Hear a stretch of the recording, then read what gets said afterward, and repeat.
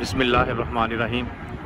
इस वक्त हम बहुत हाइट के ऊपर हैं और वहाँ से पूरे इस्तांबुल की सैर करते हैं। ये इस्तांबुल का पूरा बिजनेस एरिया,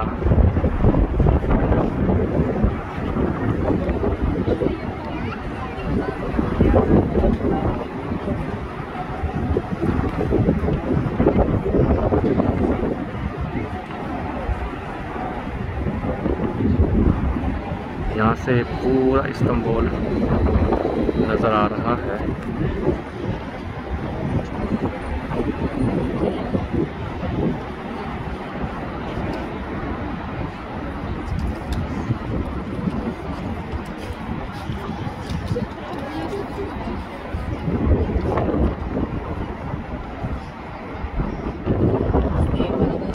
यहीं से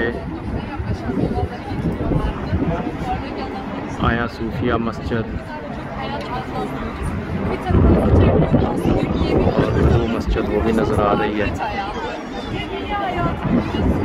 यहाँ पर ये बिल्कुल न्यू मस्जिद बनी है।